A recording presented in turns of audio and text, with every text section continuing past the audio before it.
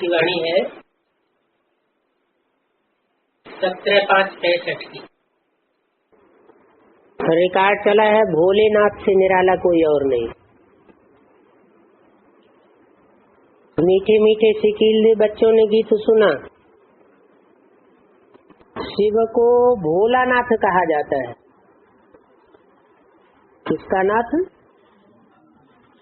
जो भोले भाले बच्चे हैं उनका नाथ।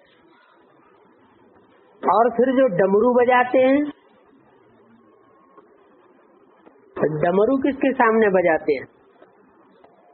वो तो भक्ति मार्ग में बजाते हैं।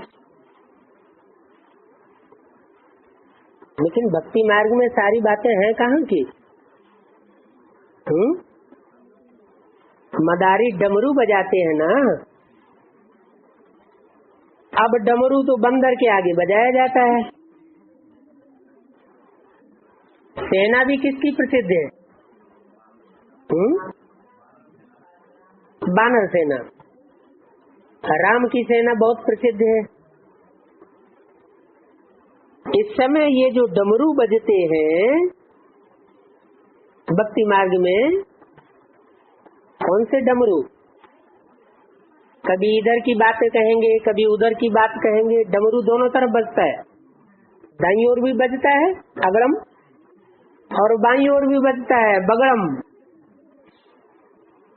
कुछ न कुछ अगड़म बगड़म करना है। तो वेद शास्त्र उपनिषद आदि ये जैसे बंदरों के आगे डमरू बजते हैं।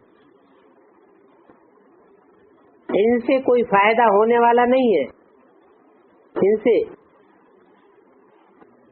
ये जो वेद शास्त्र उपनिषद आदि के डमरू बजते हैं, इनसे कोई फायदा होने वाला नहीं है। कितने आश्रम हैं जहाँ जाकर के रहते हैं, परंतु उन आश्रमों में एम ऑब्जेक्ट कुछ भी नहीं है। समझते हैं गुरु लोग हमें वाणी से परे शांति धाम ले जावेंगे, इस विचार से जाकर रहते हैं कि यहाँ ही जाकर प्राण त्याग दें। परंतु वहाँ जाकर के प्राण त्यागने से भी कोई वापस तो जा नहीं सकता।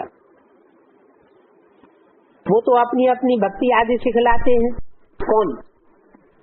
आश्रम के जो भी गुरु आदि हैं वो अपनी भक्ति सिखलाते हैं। यहाँ तो बच्चे जानते हैं सच्चा सच्चा ये वानप्रस्थ है। क्या वानप्रस्थ माना? वान माना वाणी, प्रमाना प्रकट रूपेण, स्थ माने स्थिर हो जाए। ऐसी स्थिति जहाँ वाणी से प्रकट रूप में स्थिर हो जाए, वाणी की दरकार भी न पड़े, ऐसा सच्चा सच्चा वानप्रस्थ ये है। बच्चे हो, बूढ़े हो, जवान हो, सबका वानप्रस्थ है। क्यों? भक्ति मार्ग में तो 60 साल के हो जाते हैं तब वानप्रस्थ में जाते हैं। अभी बच्चे, बूढ़े, जवान सबका वानप्रस्थ क्यों है? क्योंकि ये सबका लास्ट जन्म है, ये सबका आखिरी जन्म है। बाप मुक्ति धाम ले जाने के लिए पुरुषार्थ कराए रहे हैं। कहाँ ले जाने के लिए?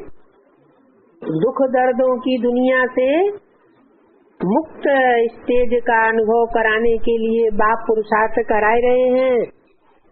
ऐसा और कोई नहीं होगा जो सदगति अथवा वाणी से परे ले जाने का रास्ता बतावे। गति सदगति दाता तो एक ही है। बाप ऐसे नहीं कहते गृहस्थ व्यवहार को छोड़ करके यहाँ आकर के बैठ जाओ। सन्यासी क्या कहते हैं? जैसे हमने घर गृहस्थ छोड़ दिया है वैसे तुम भी हमारे चेले बन जाओ और आकर हमारी सेवा करो। बाप कहते यहाँ ऐसा कुछ नहीं कहते। हाँ, जो सर्विस लायक है उनको रखा जाता है। औरों को भी वानप्रस्थ का रास्ता बताते रहेंगे। सर्विसेबल हैं तो, क्योंकि अभी सबका वाणी से परे जाने का समय है। वानप्रस्थ अथवा मुक्तिधाम ले जाने वाला एक ही बाप है। उस बाप के पास तुम बैठे हो। वो लोग भले वानप्रस्थ लेते हैं, परंतु वापस तो कोई नहीं जा सकते। वानप्रस्थ में ले जाने वाला एक ही बाप है, वो अच्छी मत देंगे। कोई कहे बाबा हम घर बार लेकर के यहाँ आकर बैठ जाएं, पूरे घर बार के साथ आ जाएं। बाप कहते हैं नहीं, देखना होता है ये सर्विस लायक है अथवा नहीं है। कोई बंधन मुक्त है, बुजुर्ग हैं, सर्विसेबल हैं, तो उनको श्रीमती दी जाती है। बुजुर्ग हैं, घर में कोई काम धंधा नहीं है, रिटायरमेंट हो चुका है उधर से, तो उनको परमिशन देते हैं। और किसको देते हैं? जब सर्विसेबल हैं, ईश्वरीय सेवा में बड़े एक्सपर्ट हैं और बंधन मुक्त, कोई प्रकार का बंधन लौकिक जीवन में जिनको नहीं है उनको भी राय दी जाती है कि भले तुम ईश्वरीय सेवा में लग जाओ। जैसे बच्चे कहते हैं सेमिनार करो तो सर्विस की प्रक्रिया सीखे, कन्याओं के साथ साथ माताएं पुरुष भी सीखते जाएंगे। ऐसे नहीं कि कन्याओं को मंगाए बाकी को वापस कर देंगे, क्योंकि ये सेमिनार है ना। बाबा रोज शिक्षा देते रहते, कैसे किसको समझाना है राय देते रहते हैं।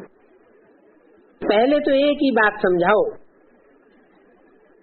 जिसको याद करते हो वो तुम्हारा क्या लगता है। भगवान को तो याद करते हैं, लेकिन उनसे पूछो कि वो तुम्हारा लगता क्या है।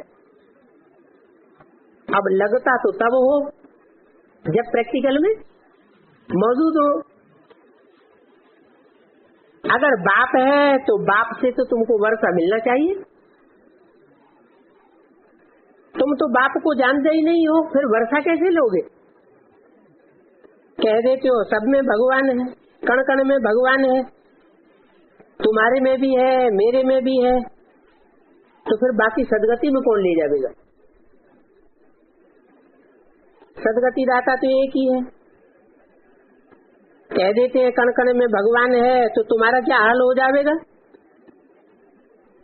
अभी तुम बच्चे जानते हो हम बाबा के सन्मुख बैठे और बाबा हमको लायक बनाए रहे हैं, कांटे से फूल बनाए करके साथ ले जावेंगे।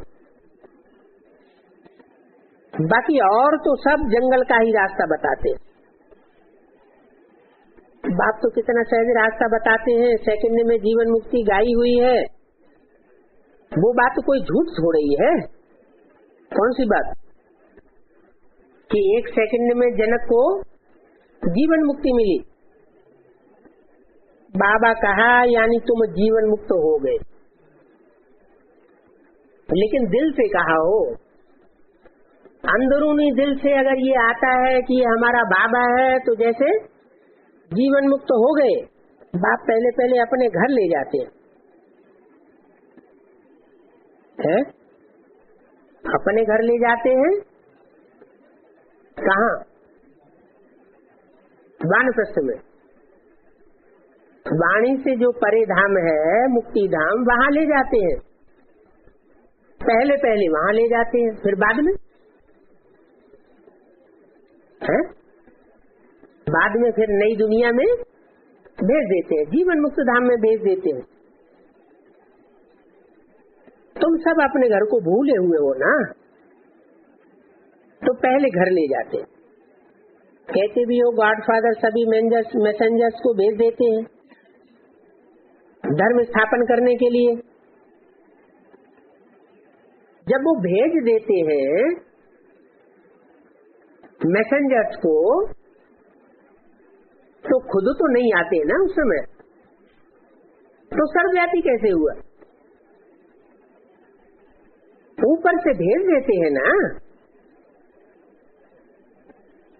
ऐसे ऐसे बोलते एक रहते हैं फिर मानते नहीं है।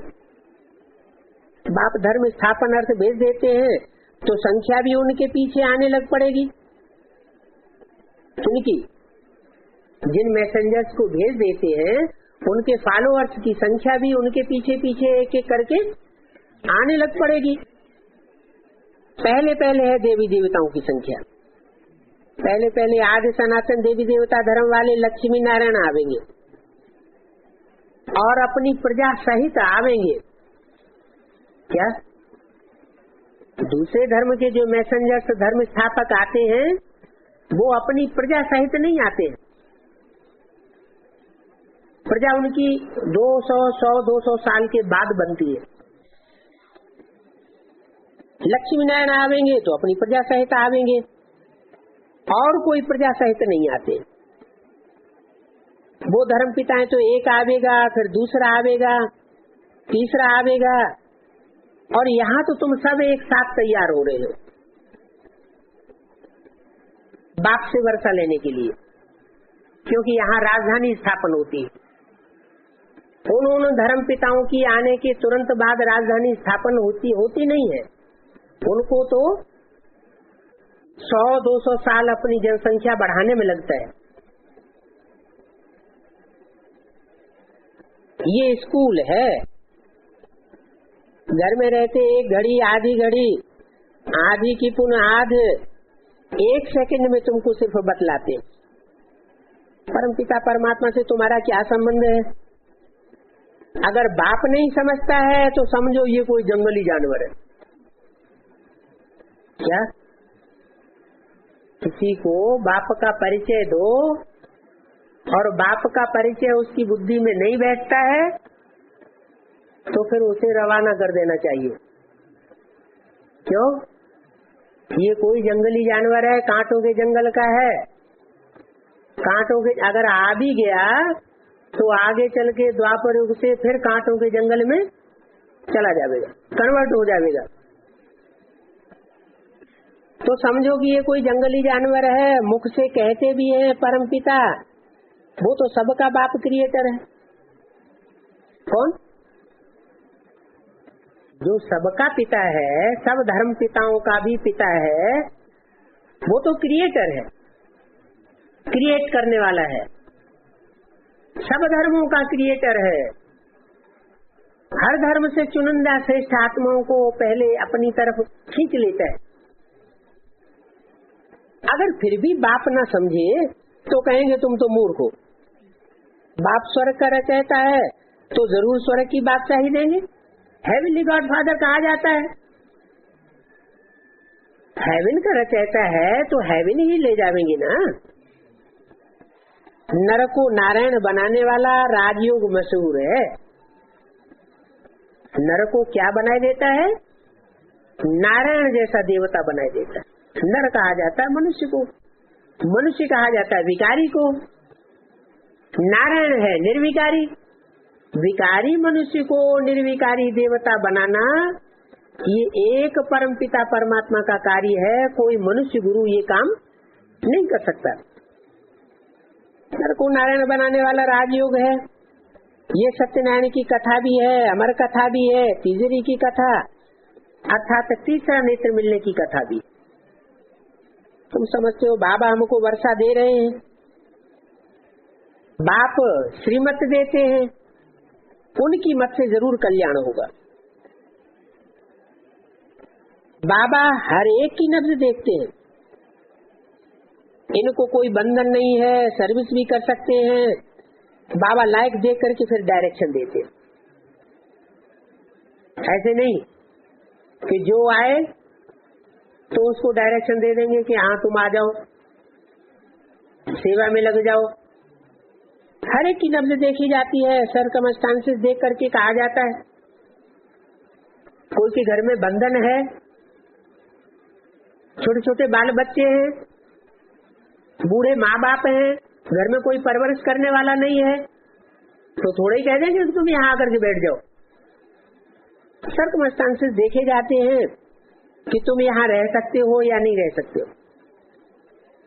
सर्विस भी करते रहो। जहाँ जहाँ जरूरत पड़ेगी वहाँ बुजुर्ग भी चाहिए, कन्याएं भी चाहिए, सबको शिक्षा मिलती रहती है, क्योंकि ये पढ़ाई है भगवानुवाच की। 17:5-65 की वाणी का दूसरा पेज। भगवान कहा जाता है निराकार को। किसको कहा जाता है? बिंदी को। है? निराकार माने बिंदी। बिंदी को भगवान कहा जाता है? नहीं। क्यों? अगर बिंदी को भगवान कहा जाए तो बिंदी बिंदी बिंदी बिंदी आत्मा कीड़े मकोड़ों की भी होती है, पशु पक्षियों की भी होती है, तो सारे भगवान हो गए? नहीं। निराकार कहा जाता है जो निराकारी स्टेज को पकड़ ले, सदैव निराकारी स्टेज में रहे। निराकारी होगा तो निरहंकारी भी होगा, निरहंकारी होगा तो निर्विकारी भी होगा। उसको कहा जाता है सद्गुरु निराकार। तो बोला भगवान कहा जाता है निराकार को, तुम आत्मा उनके बच्चे हो। माना तुम कभी निराकारी स्टेज धारण करते हो, कभी निराकारी स्टेज को धारण नहीं कर पाते। प्रैक्टिस कराने आता है आप समान बनाने के लिए कि तुम भी उस निराकारी स्टेज को पकड़ो तो मनुष्य से देवता बन जाएंगे। तुम कहते हो ओ गॉड फादर, तो उनको फिर सर्वव्यापी थोड़े ही कहेंगे। लौकिक बाप सर्वव्यापी होता है क्या? नहीं। तुम फादर कहते हो, फिर गाते भी हो पतित पावन बाप है, तो जरूर यहाँ आए पावन बनावेंगे ना। क्या कहा है? न कि यहाँ आवेंगे ब्रह्मा के तन में और वाणी सुना करके चले जावेंगे, फिर देहधारी धर्म गुरु बैठ करके पावन बनाते रहेंगे। है? ऐसा तो नहीं हो सकता। ये तो बाप का ही टाइटल है पतित पावन। कोई मनुष्य गुरुओं का या गंगाओं का या जमुनाओं का ये टाइटल नहीं हो सकता। तुम बच्चे जानते हो हम पतित से पावन बन रहे हैं। बाप कहते हैं मेरे 5000 वर्ष बाद फिर से आए मिले हुए बच्चों, तुम फिर से वर्षा लेने आए हो। क्या जानते हो राजधानी स्थापन हो रही है? जैसे मम्मा बाबा शिव बाबा से वर्षा लेते हैं, हम भी उससे वर्षा लेते हैं। तो फॉलो करो। किसको? मम्मा बाबा को फॉलो करो। मम्मा बाबा जैसी सर्विस भी करके दिखाओ। मम्मा बाबा नर से नारायण बनने की कथा सुनाते हैं, हम फिर कम क्यों बने? माना मम्मा बाबा तो नर से नारायण बनते हैं कि नहीं बनते हैं? ये वाणी 65 में सुनाई जा रही थी। 65 में जब ये वाणी सुनाई जा रही थी तो जो सुनाने वाला था शिव, जिसमें बैठ करके सुनाए रहा था, वो बाबा ब्रह्मा बाबा तो सतयुग में नारायण बनने वाला था ना। तो सतयुग में नारायण बनने वाला था तो बोला मम्मा बाबा नर से नारायण बनने की कथा सुनाते हैं। ये नहीं कहा नर से नारायण बनते हैं। क्या कहा? मम्मा बाबा नर से नारायण बनने की कथा सुनाते हैं, खुद नर से डायरेक्ट नारायण नहीं बनते। क्या बनते हैं? नर से पहले प्रिंस बनेंगे गर्भ से जन्म लेकर, फिर प्रिंस बड़ा होगा तब नारायण बनेंगे। तो कहा कि नारायण बनने की वो कथा सुनाते हैं, तो हम फिर कम क्यों बने? वो तो 16 कला संपूर्ण सतयुग के आज में नारायण बनेंगे। अगर हम दूसरी डिनाइस्टी में आए तो चौथाई कला कम हो जाएगी ना। तो हम कम क्यों बने? हम कम बने या बराबर बने या उससे भी ऊंचा बने? हैं? ऊंचा नहीं। वाणी में तो बोला है मैं तुम बच्चों को अपने से भी ऊंचा बनाता हूँ। हैं? तुम बच्चे इससे भी जास्ती सीखे जा सकते हो। किससे? ब्रह्मा से भी तीखे जा सकते हो। कैसे? क्योंकि ब्रह्मा का लक्ष्य नर से नारायण बनने का पूरा नहीं हुआ। उनका लक्ष्य क्या हुआ? नर से प्रिंस बनेंगे, प्रिंस से फिर नारायण बनेंगे। तो हम फिर कम क्यों बने? जानते हो वही नारायण फिर त्रेता में राम भी बनेंगे। क्या कहा? वही नारायण। कौन से नारायण? जो उनसे कम नहीं बनने वाले हैं। किनसे? ब्रह्मा बाबा जो सतयुग में जाके प्रिंस बनेंगे, प्रिंस से नारायण बनेंगे, 16 कला संपूर्ण, उस नारायण से कम बनने वाले तुम बच्चे नहीं हो। माना तुम बच्चों में से कोई ऐसे बच्चे हैं जो पुरुषार्थ करें तो नर से डायरेक्ट नारायण जैसे बन सकते हैं, और नारायण जैसे जो बनते हैं डायरेक्ट, वही फिर त्रेता में जाकर के राम भी बनते। तो वही नारायण से त्रेता में राम भी बनेंगे। पहले तो सूर्यवंशी में जाना पड़ेगा ना। तुम बच्चों को समझ तो है, बिगड़ समझ स्कूल में कोई बैठ नहीं सकता। बाप श्रीमत देते हैं, हम जानते हैं इनमें शिव बाबा की प्रवेशता है। नहीं तो प्रजापिता कहाँ से आए? क्या कहा? हम जानते हैं कि इनमें शिव बाबा की प्रवेशता है। किन में? ब्रह्मा बाबा में शिव बाबा की प्रवेशता है। अगर प्रवेशता नहीं हो तो प्रजापिता कहाँ से आए? बोला ब्रह्मा तो सूक्ष्म वतनवासी है, और प्रजापिता तो जहाँ प्रजा होगी वहाँ प्रजापिता चाहिए। तो ब्रह्मा तो सूक्ष्म वतनवासी बन गए सन 68 के बाद। ब्रह्मा सन 68 के बाद सूक्ष्म वतनवासी बन गए, तो प्रजापिता कहाँ गया? इसका मतलब जो ब्रह्मा सूक्ष्म वतनवासी बन गए, उनका मात्र टाइटल था प्रजापिता का, वो असली प्रजापिता नहीं थे। इनमें शिव बाबा की प्रवेशता है, नहीं तो प्रजापिता कहाँ से आए? ब्रह्मा तो सूक्ष्म वतनवासी है, प्रजापिता तो यहाँ चाहिए ना। माना प्रजापिता का जो पार्ट है वो आदि से लेकर के अंत तक प्रजा के साथ है। जैसे शिव बाबा बच्चों को साथ लेकर के जाएगा, वैसे प्रजापिता भी बच्चों के साथ ही वापस जाएगा। तो प्रजापिता जरूर यहाँ चाहिए। बाप कहते हैं मैं ब्रह्मा द्वारा स्थापना करता हूँ। क्या? ब्रह्मा द्वारा स्थापना करता हूँ। काहे की स्थापना करता हूँ? स्वर्ग की स्थापना करता हूँ, राजधानी की स्थापना करता हूँ, या ब्राह्मण धर्म की स्थापना करता हूँ? हाँ, ब्रह्मा द्वारा सिर्फ ब्राह्मण धर्म की स्थापना करता हूँ। ब्राह्मण किन्हें कहा जाता है? जो अपने जीवन में पवित्रता को नंबरवार धारण करते हैं, वो उन्हें कहा जाता है ब्राह्मण। तो ब्रह्मा द्वारा स्थापना करता हूँ किसकी? ब्राह्मणों की। इस ब्रह्मा में प्रवेश करता हूँ। मुझे कहते हैं ज्ञान का सागर, तो हमें निराकार ज्ञान कैसे सुनावेगा?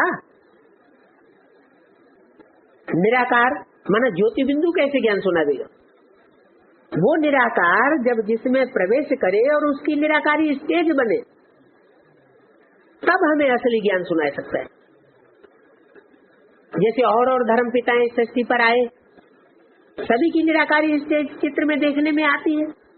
गुरु नानक को देखो, क्राइस्ट को देखो, महात्मा बुद्ध को देखो, चेहरे से ही देखने से उनकी निराकारी स्टेज झलकती है ना। तो जो धर्म पिताओं का भी पिता है, बापों का भी बाप है, वो तो जरूर निराकारी स्टेज में होगा। लेकिन ब्रह्मा के कोई भी ऐसे चित्र नहीं है जिनमें उनकी निराकारी स्टेज देखने में आए। क्यों? क्योंकि उनका नाम ब्रह्मा है। ब्रह्म माने बड़ी, माँ माने माँ। वो बड़ी से बड़ी माँ है सृष्टि की, लेकिन पिता बीज नहीं है, इसलिए उनकी किसी चित्र में बीज रूप स्टेज नहीं दिखाई गई। माँ होती है धरणी के समान, बीज को धारण करने वाली। माँ होती है स्थूल, और बीज रूप जो पिता होता है, जैसा गीता में कहा हम बीज प्रदप पिता, मैं बीज बोने वाला पिता हूँ, वो पिता निराकारी स्टेज वाला होता है। इसलिए बोला मैं इस ब्रह्मा में प्रवेश करता हूँ, मुझे कहते हैं ज्ञान का सागर, तो हमें निराकार ज्ञान कैसे सुनावेगा? कृष्ण को तो ज्ञान का सागर नहीं कहेंगे, ये ज्ञान कृष्ण की आत्मा में नहीं है। क्या कहा? कृष्ण पत्ता है या बीज है? बीज रूप स्टेज धारण करने वाला निराकारी स्टेज वाला है, या कृष्ण इस सृष्टि का पहला पत्ता है? तो पहला पत्ता है। पत्ते की स्टेज अपनी होती है, बीज की स्टेज और कर्म अपना होता है। तो ये ज्ञान कृष्ण की आत्मा में नहीं है। कृष्ण की आत्मा बहुत जन्मों के अंत में ज्ञान लेकर फिर कृष्ण बनी, अभी नहीं है। तुम जानते हो भगवान द्वारा राजयोग सीख देवी देवता स्वर्ग के मालिक बनते हैं। बाप कहते हैं कल्प कल्प तुमको राजयोग सिखलाता हूँ, पढ़ाई से राजा ही मिलती है, तुम ही राजाओं का राजा बनेंगे। जैसे इंजीनियरिंग पढ़ाई पढ़ते हैं तो इंजीनियर बनते हैं, वकालत की पढ़ाई पढ़ते हैं तो वकील बनते हैं, डॉक्टर की पढ़ाई पढ़ते हैं तो डॉक्टर बनते हैं।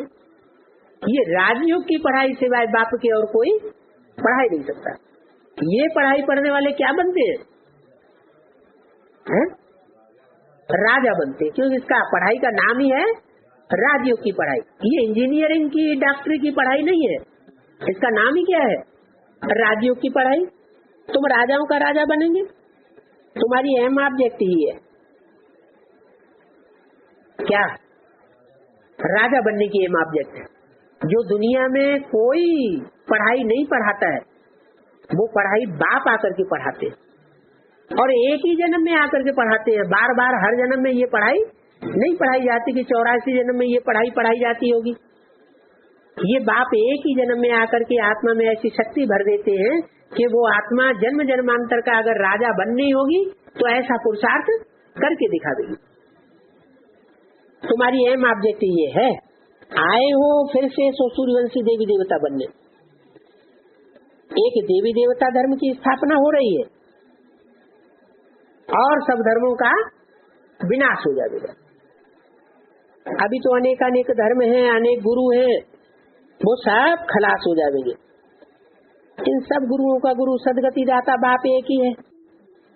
साधु लोगों की सदगति करने आया हूँ। तो जो मनुष्यों की बनाई हुई गीता है उसमें भी क्या लिखा है? परित्राणाय साधूनम, साधुओं का परित्राण रक्षा करने के लिए आता हूँ। तो साधुओं की सदगति करने आया हूँ, आगे चल करके वो भी तुम्हारे आगे पूंछ लटकावेंगे। अभी तो बहुत अहंकार में तुम्हारी कोई बात सुनना नहीं चाहते, क्योंकि उनकी एक एक मजमे में लाखों की पब्लिक इकट्ठी हो जाती है और तुम्हारे तो मुट्ठी भर लोग हैं, इसलिए वो तुम्हारी अभी कोई बात सुनना नहीं चाहते। आगे चल करके वो तुम्हारे आगे पूंछ लटका देंगे। कल पहले मुआफिक तुम्हारी बुद्धि में सारा ड्रामा का राज है। जानते हो सूक्ष्म वतन में है ब्रह्मा विष्णु शंकर, और ये फिर है प्रजापिता। क्या अगर निराकारी स्टेज में है, आकारी स्टेज में है, देवभानी की स्टेज में नहीं है, तो उनको कहा जाता है फरिश्ता। फर्श की दुनिया वालों से उनका बुद्धि का कोई रिश्ता नहीं है। तो ऐसे जो फरिश्ते स्वरूप हैं वो ब्रह्मा विष्णु शंकर की स्टेज है। लेकिन अगर उनकी भी ये स्टेज नहीं है तो वो भी किसकी औलाद हुए? प्रजापिता ब्रह्मा की औलाद हुए।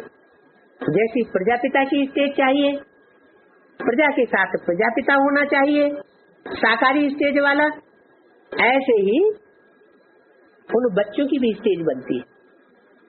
तो साकारी, आकारी, निराकारी, ये 3 स्टेज की प्रैक्टिस तुम बच्चों को यहाँ करनी सिखाई है। तो बोला ये फिर है प्रजापिता और वो है सूक्ष्म वतनवासी ब्रह्मा विष्णु शंकर। कहते हैं ब्रह्मा के बूढ़े तन में प्रवेश करता हूँ। इनको भी कहते हैं तुम बच्चे भी ब्राह्मण हो, इनको भी कहते हैं तुम बच्चे भी ब्राह्मण हो। तुम पर कलश रखता हूँ, क्या तुम पर कान का कलश रखता हूँ, और ये बीच में सुन लेता है। सन 65 की बात बताई। जिनको सुनाता है डायरेक्ट, उन पर ज्ञान का कलश रखता है, और ये बीच में माने कौन बीच में सुन लेता है? ब्रह्मा। माने मैं इनको नहीं सुनाता हूँ, किनको सुनाता हूँ? मैं तुम बच्चों को सुनाता हूँ, ये बीच में सुन लेता है। क्यों? इनको क्यों नहीं सुनाता हूँ? क्योंकि मुरली में बोला है ब्रह्मा को बाबा बेबी बुद्धि कहते हैं। क्या? जैसे बच्चा होता है छोटा, उसको जो कुछ सुना दो वही बात रिपीट करता रहेगा, है? बुद्धि में कोई नई बात क्रिएट नहीं करेगा। तो मैं तुम बच्चों को सुनाता हूँ, माने तुम बच्चों में नंबरवार पुरुषार्थ अनुसार कोई बच्चे हैं जो बाबा की सुनाई, शिव बाबा की सुनाई हुई बातों को मनन चिंतन मंथन करने वाले हैं, उन बातों को गहराई से बुद्धि से समझने वाले हैं। बाकी ये ब्रह्मा ये बुद्धि से गहराई से समझेगा नहीं, क्योंकि इसका पार्टी है नई सत्य की दुनिया में बच्चे के रूप में जन्म लेने का। क्या? और तुमको तो उन बच्चों को जन्म देने वाला माता पिता बनना है। तो जिनको माता पिता बनना है, सत्युग में प्रिंस प्रिंसेस को जन्म देने वाला बनना है, उनकी बुद्धि तो नई दुनिया बनाने के लिए चलेगी या नहीं चलेगी? उनकी बुद्धि तो जरूर चलेगी। तो बोला तुम पर कलश रखता हूँ, बीच में ये भी सुन लेते हैं। तुम अपने जन्मों को नहीं जानते हो, मैं बैठ बतलाता हूँ। तुमने इतने जन्म लिए हैं, जानवर मिसल भी मनुष्य ही बन पड़े। इस समय ये दुनिया रौरव नरक है, बाकी ये कोई नदी नहीं है जिसको नरक कहा जाए। गरुड़ पुराण में तो बहुत बातें लिख दी हैं। क्या? नरक के बारे में गरुड़ पुराण में तो ढेर सारी बातें लिख दी है, लोग सुन सुन करके डर जाते हैं। अब बाबा इन द्वारा बैठ समझाते हैं, गरीब भोले बच्चों, मैं तुमको समझाता हूँ, फिर ऊंचते साहूकार बनाता हूँ। तुम जानते हो हम सूर्यवंशी मालिक बनते हैं, फिर धीरे धीरे गिरते गिरते अब देखो क्या हो गए। कैसा वंडरफुल खेल है। स्वर्ग में कितने माला माल थे, अभी भी राजाओं के बहुत बड़े बड़े महल हैं। कहाँ हैं? अभी भी बने हुए हैं जयपुर में। अभी भी ऐसे ऐसे महल हैं जो आगे वाले तो पता नहीं कैसे होंगे। गवर्नमेंट हाउस ऐसा नहीं बनाते। राजाओं के महल बनाने का भबका ही अलग होता है। अच्छा, अभी मैं फिर से तुमको कितनी खुशी देता हूँ। यहाँ तो बाबा झट साक्षात्कार कराए देते हैं। जो दिव्य दृष्टि से देखते हैं वो फिर तुमको प्रैक्टिकल में भी देखना है। क्या? यज्ञ के आदि से लेकर के जितने भी साक्षात्कार कराए हैं वो फिर प्रैक्टिकल में उन बातों को तुम बच्चे देखेंगे, इन आंखों से देखेंगे। वो तो बंद आंखों से साक्षात्कार किए और तुम बच्चे इन आंखों से देखेंगे, तुमको बहुत खुशी होगी। भक्ति मार्ग में मीरा को बल साक्षात्कार हुआ, परंतु वो कोई बैकुंठ की मालिक थोड़ी बनी। तुम तो प्रैक्टिकल में मालिक बनते हो। क्या अंतर हुआ भक्ति मार्ग के साक्षात्कारों में और तुम्हारे में? क्या अंतर हुआ?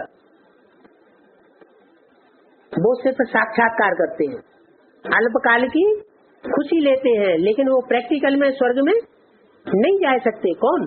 भक्त। दुनियावाई भक्तों की ही बात बाबा कर रहे हैं कि ज्ञान के अंदर भी दीदी दादियां दादाएं जो हैं वो साक्षात्कार करते रहे, उनकी भी बात हो रही है, उनकी भी बात हो रही है। वो भी साक्षात्कार तो करते रहे, लेकिन इन आंखों से स्वर्ग वो नहीं देख सकेंगे। और तुम प्रैक्टिकल में स्वर्ग देखेंगे भी।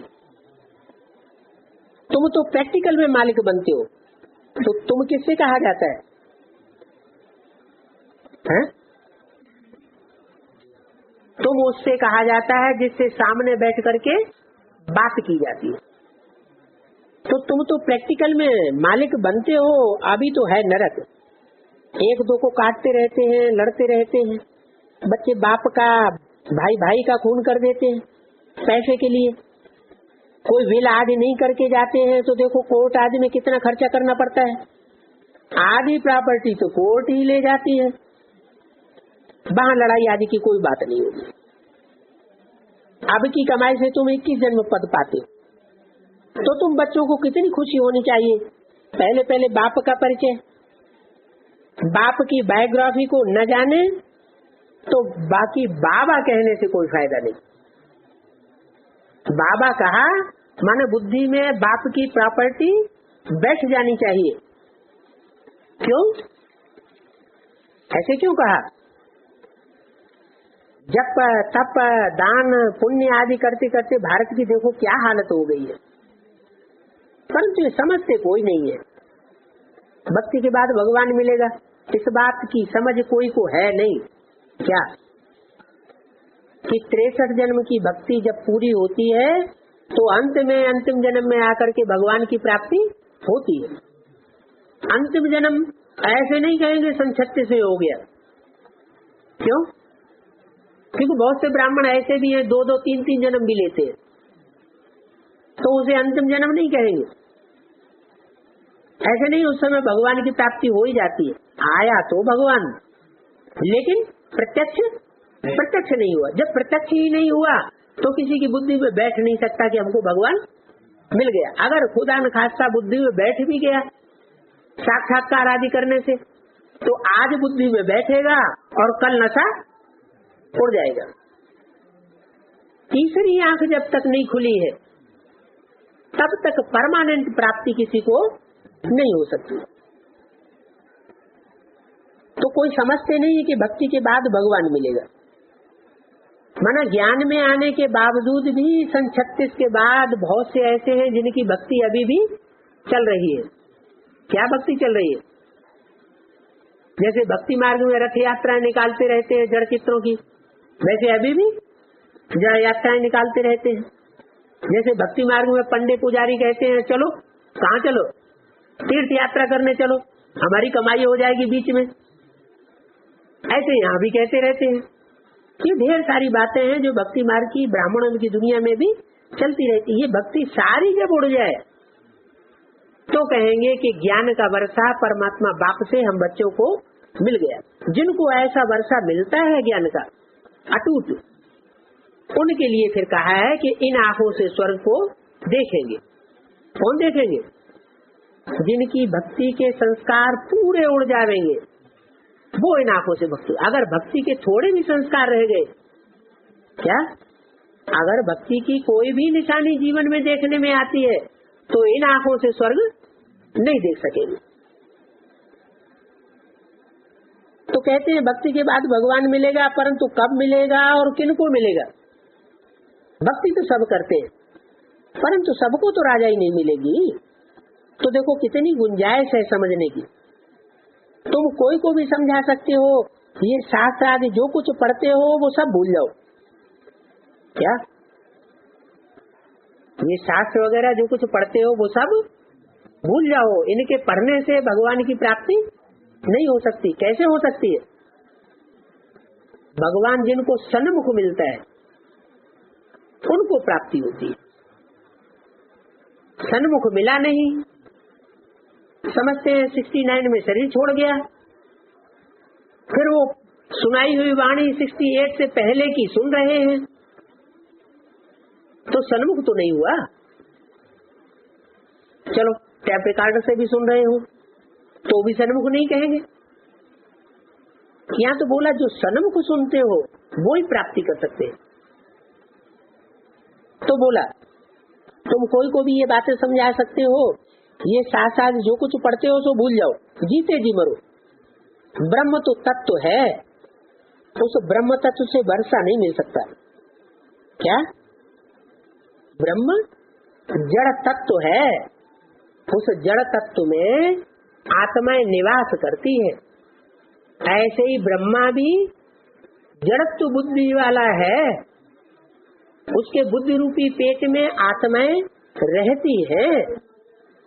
बुद्धि रूपी पेट से आत्माओं का जन्म होता है ब्राह्मण के रूप में, लेकिन उससे वर्षा नहीं मिल सकता। माने माँ से वर्षा नहीं मिलता है। ब्रह्म तत्व है, उनसे वर्षा नहीं मिल सकता। वर्षा तो बाप से ही मिल सकता है। बच्चे जानते हैं हम बेहद के बाप से बेहद का वर्षा कल्प पहले मुआफिक ले रहे, कल्प लेते हैं। कोई नई बात नहीं है। अभी नाटक पूरा हुआ। ये पुराना चोला छोड़ करके हम सबको वापस जाना है। क्या ये 84 का चक्कर अब पूरा हो गया? 84 का चक्कर पूरा होना है तो सबको अपने अपने शरीर छोड़ करके बापा सुप्रीम सोल बाप के पास पहुंचना है। सुप्रीम एबोर्ड में पहुंचना है, सोल वर्ल्ड में पहुंचना है। जितना जितना याद करेंगे अंत मते सुगति हो जाएगी। अगर अभी आत्मिक स्थिति को याद नहीं करेंगे, आत्मा को याद नहीं करेंगे, आत्मा के बाप परमात्मा को याद नहीं करेंगे, तो वो स्थिति नहीं बनेगी जो जितनी बननी चाहिए। अंत मते सुगते का मतलब क्या हुआ? अभी हम जितनी प्रैक्टिस कर लेंगे आत्मिक स्थिति, उतनी ही अंत में हमारी पक्की हो जाएगी। और वो स्थिति अगर हमारी पक्की हो गई तो हम अव्वल नंबर में पहली रो में अपना हिस्सा, अपना वर्षा ले सकते हैं। इसको कयामत का समय कहा जाता है। पाप आत्माओं का हिसाब किताब चुकतू होना है। क्या कयामत के समय में हिसाब किताब किसका चुकतू होगा? जिन्होंने बहुत पाप किए हैं 63 जन्मों में, उनका कयामत के समय में फिर हिसाब किताब धर्मराज के सामने चुकतू होता है। और जिन्होंने पुण्य किए हैं वो आत्माएं अपने पुण्यों के फलस्वरूप यही परमात्मा बाप से पढ़ाई पढ़ करके अपनी खुशी का प्रारब्ध प्राप्ति रहती है। उनको कयामत के समय में कोई दुख नहीं हो सकता। तो पापात्माओं का हिसाब किताब चुकतू होना है। अभी तुम बच्चों को पुण्यात्मा बन गए, और बनना भी कैसे? योग बल से। योग बल से पुण्यात्मा बनना है। अभी कोई पुण्यात्मा है नहीं, बनना है। श्रीमत पर तुम पुण्यात्मा बनते हो। बाकी जाना तो सबको है, क्योंकि इस बम्बोर को आग तो जरूर लगेगी। आत्मा वापस चली जाएंगी। एक धर्म की स्थापना होनी है तो जरूर अनेक धर्म वापस चले जाएंगे। शरीर थोड़े ही साथ ले जाएंगे। क्या परम धाम जाने वाले कोई भी शरीर वापस नहीं ले जा सकते। देह सहित कैसे जाएंगे? फिर कोई कहते हैं मोक्ष मिल जाए, परंतु ये कैसे हो सकता है? क्या मोक्ष माना इस सृष्टि पर फिर कभी आना ही न पड़े, ऐसा मोक्ष कभी नहीं मिल सकता। वो साधु सन्यासी भी यही बात सिखाते हैं। उनकी बुद्धि में यही बात बैठी हुई है कि हम तो मोक्ष में जाएंगे, फिर हम जन्म मरण के चक्र में कभी आवेंगे ही नहीं। एक तरफ कहते हैं भगवान कल्प कल्प इस सृष्टि पर आता है, तो भगवान को इस सृष्टि पर बंधन में बांध दिया, और खुद कहते हैं कि हम हमेशा के लिए मुक्त हो जाएंगे। तो ये कैसे हो सकता है? इस ड्रामा की एंड नहीं होती। ये ड्रामा बना बनाया है तो सदा काल की मोक्ष नहीं हो सकती। ये ड्रामा सदैव चलता रहता है, अनादि चक्र फिरता है। ड्रामा को मनुष्य ही जानेंगे। जो जानवर बुद्धि होंगे वो इस ड्रामा की गहराई को नहीं समझ सकेंगे, नहीं जानेंगे। जानते हो मनुष्य जानते हो तो मनुष्य कहलाए, नहीं जानते हो तो गोया जानवर से भी बदतर। ये सच चक्र कैसे फिरता है सो राज बाप आकर के समझाते हैं। हमारा ट्रेडमार्क ही है चक्र। क्या हमारा ट्रेडमार्क है? षष्ठी चक्र। त्रिमूर्ति भी हमारा ट्रेडमार्क है। ब्रह्मा विष्णु शंकर, इन तीनों की जो युति है ये भी हमारा ट्रेडमार्क है। और साथ साथ ये त्रिमूर्ति कैसे इस षष्ठी रूपी चक्र में चक्र लगाती है वो भी हमारा चक्र भी ट्रेडमार्क।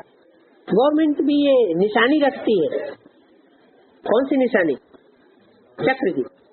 अशोक चक्र निशानी है, अशोक की लाट दिखाते हैं, उसमें भी चक्र दिखाते हैं, झंडा दिखाते हैं, उसमें भी चक्र दिखाते हैं, परंतु हमारा चक्र अलग है। हमारा चक्र अलग है और उनका अलग है। हमारे चक्र में क्या खासियत है?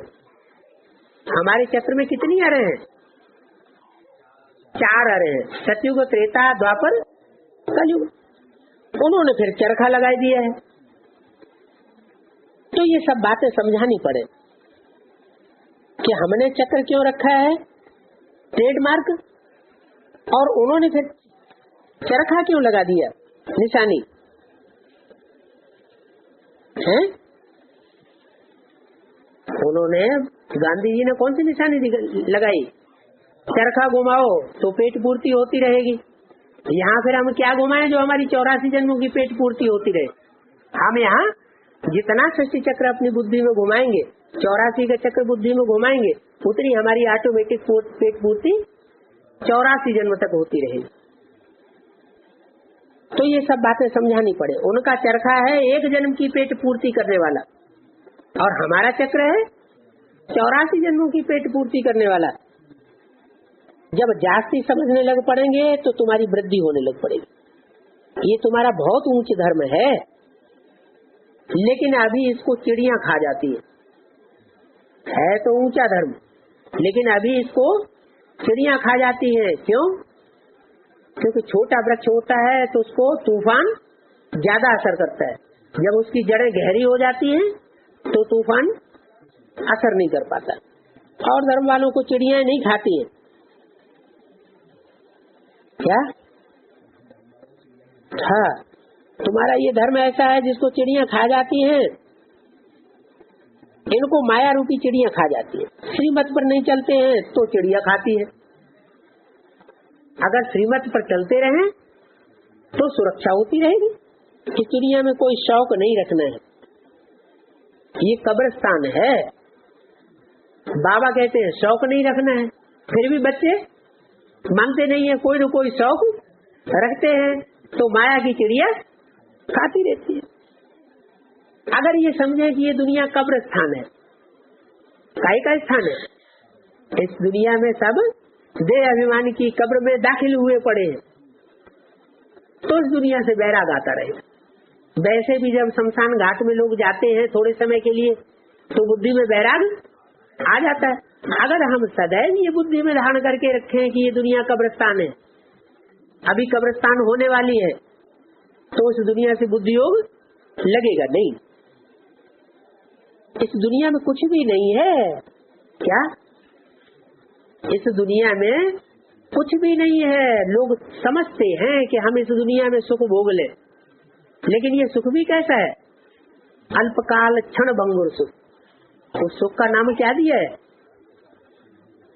काग विष्टा समान सुख है। काग विष्टा समान क्यों कहा है?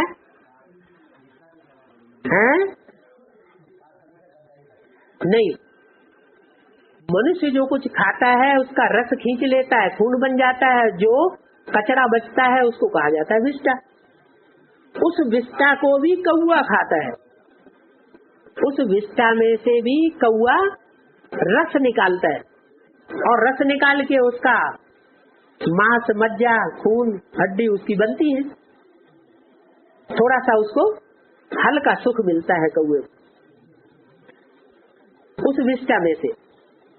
और कौआ जो कुछ खाता है उसका भी जो कचरा निकलता है उसको कहा जाता है काग विष्टा समान सुख। तो आज की जो दुनिया के सुख हैं वो कैसे हो गए? जैसे कौए की विष्टा हो गई। इस दुनिया के सुख भोगने की कोई भी इच्छा नहीं करनी चाहिए। इसमें कुछ भी नहीं है। पुरानी दुनिया से क्या लागत रखनी है? पुरानी दुनिया के सुखों से कोई लागत नहीं। मकान पुराना हो गया, टूट फूट गया, बाप आया हुआ है, नए मकान की रचना कर रहा है, तो पुराने मकान से कोई की दिल लगती है क्या? है? सबकी बुद्धि योग चला जाता है, नए मकान बनेगा उसमें रहेंगे ठाट से। तो पुरानी दुनिया में लागत नहीं रखनी है। ये बातें तुम्हारी बुद्धि में है, और दुनिया वालों की बुद्धि में ये बातें नहीं है। अमेरिका में भी जो सेंसिबल हैं वो समझते हैं कि कोई प्रेरक शक्ति है जो हमसे ये एटमिक एनर्जी तैयार करवा रही है। मौत सामने खड़ा है, विनाश तो होना ही है, सबकी दिल खाती रहती है। इस दुनिया में सबके दिल अंदर ये बात खाती रहती है, विनाश हुआ कि हुआ, क्योंकि एटमिक एनर्जी सबके सामने है, ड्रामा की भाभी है। बाप बहुत अच्छी रीति समझाते हैं, श्रीमत पर जितना चलेंगे उतना श्रेष्ठ बनेंगे, नहीं तो अपन को घाटा पहुंचाएंगे। शिव बाबा तो दाता है, उनको कोई आसक्ति नहीं है। कोई सोचे कि बाबा ये बार बार क्यों कहते हैं कि मेरे को याद करो, आत्मिक स्थिति में रहो, स्वर्ग को याद करो, अपने घर को याद करो, बार बार क्यों कहता है? बाबा को कोई प्राप्ति होती होगी, लेकिन बाबा को इस बात में कोई आसक्ति नहीं है। बाबा तो तुम बच्चों के कल्याण के लिए ये बात बोल रहा है, आसक्ति नहीं है, खुद ही है ही निराकार। आसक्ति किसको होगी? जिसको शरीर होगा उसको आसक्ति होगी, जिसको रथ होगा उसको स्वार्थ होगा, जिसको रथ ही नहीं तो उसको स्वार्थ किस बात का होगा? वो तो खुद ही निराकार है। ये सब कुछ बच्चों का है, नई दुनिया भी तुम्हारे लिए। ये बात किसने कही कि नई दुनिया तुम्हारे लिए है, मेरे लिए नहीं है? मैं तो स्वर्ग में आता ही नहीं हूँ। ये नई दुनिया जो तैयार हो रही है तुम्हारे लिए है। विश्व की बादशाही हम स्थापन करते हैं, हम ही राज्य करेंगे। बाबा कितना निष्कामी है। बाप कहते हैं देखो मैं कहाँ से आता हूँ। पतित कहते हैं पतित दुनिया में आओ। क्या जो पतित बन चुके हैं, अनेक जन्म भोगते भोगते, वो कहाँ बुलाते हैं मेरे को? है पतित दुनिया में बुलाते हैं। कोई स्वर्ग में भगवान बाप को बुलाता है क्या? कोई नहीं बुलाता। कहते भी है दुख में सुमिरन सब करें, सुख में करे न कोई। स्वर्ग में कोई मेरे को याद नहीं करेगा। जब दुखी हो जाते हैं तो कहते हैं कि हे पतित पावन बाप, इस पतित दुनिया में हमको आकर उठाओ, हमको आए पतित से पावन बनाओ। तो बाप को आना पड़ता है, माना